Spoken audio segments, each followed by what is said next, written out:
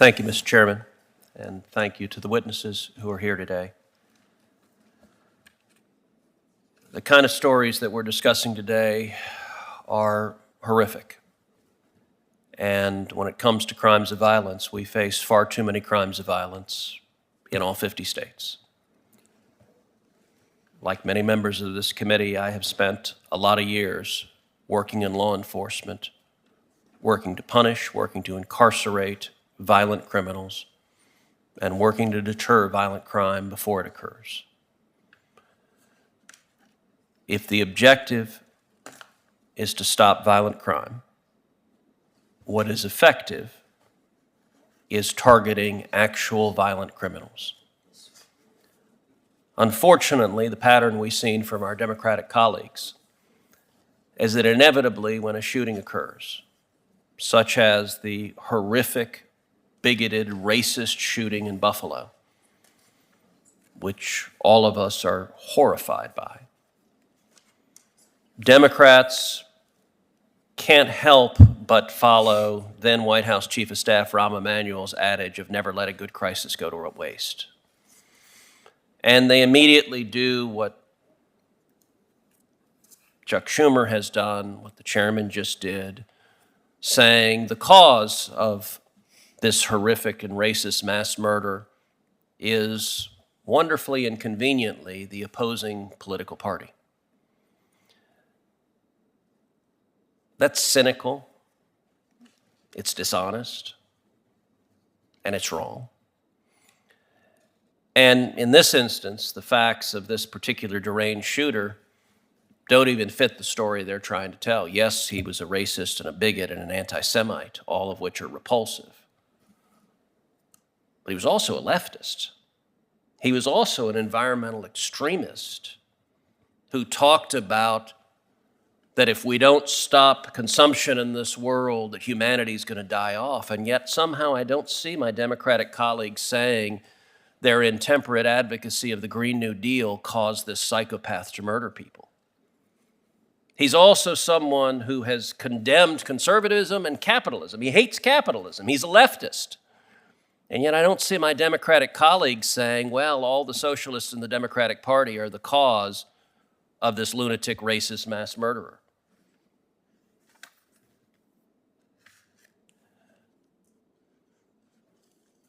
If the objective is to stop violent crime, and that should be the objective, we should focus on policies that work. Consistently, the policies that work are policies that target violent criminals. Now, 10 years ago, I introduced legislation, the Grassley-Cruz legislation, designed to go after felons and fugitives and those with serious mental illness. When they lie and try to illegally buy a gun, to prosecute them and put them in jail.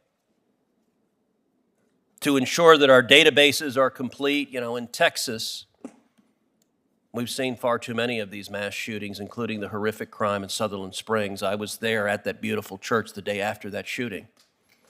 In that instance, that mass murderer should have been in jail. But the Obama administration failed to report his felony conviction in the Air Force to the database. So when he went to purchase his firearm, the background check came up clean.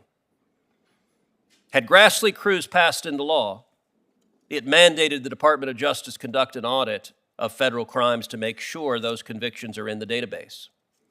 Presumably that audit would have caught that felony conviction. Not only that, Grassley-Cruz also created a gun crime task force to prosecute felons who try to illegally buy firearms, which means that deranged mass murderer would have been in prison, incarcerated, instead of in that beautiful church murdering those innocent people.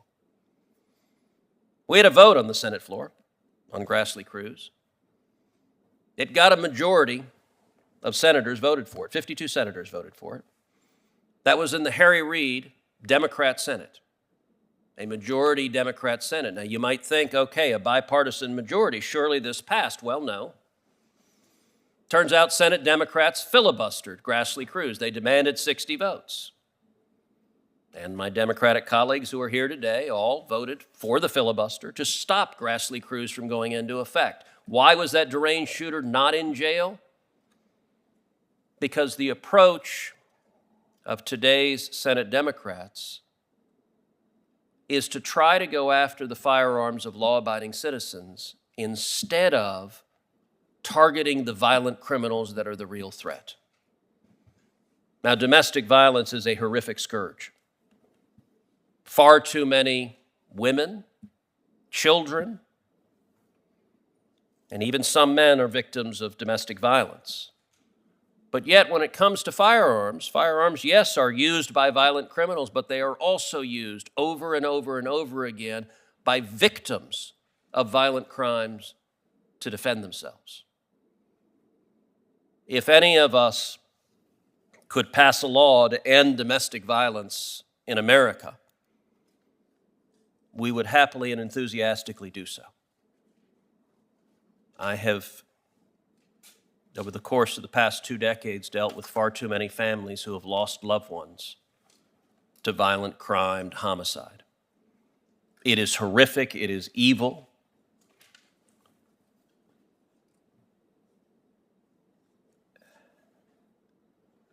But disarming people in situations where they themselves are potentially at risk risks increasing the chances of violence. If you have an individual that may be a victim of domestic violence, preventing that individual from defending herself or himself is a uniquely bad idea. Chairman referenced that the states adopt laws to address these issues, and I think that is the right approach. Unsurprisingly, the people of the state of Texas make different decisions about how to handle these issues than perhaps the people of Connecticut or California or New York.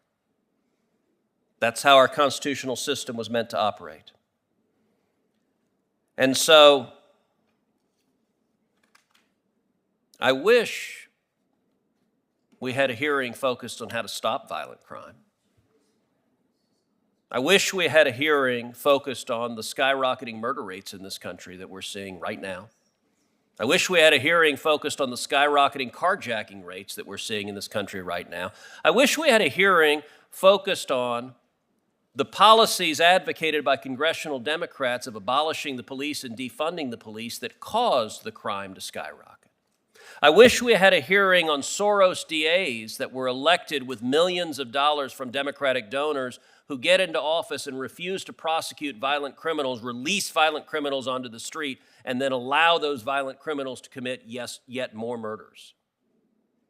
That would be a hearing with some urgency. That would be a hearing where we are seeing people being killed over and over and over again, but that hearing does not fit the political agenda of my Democratic colleagues.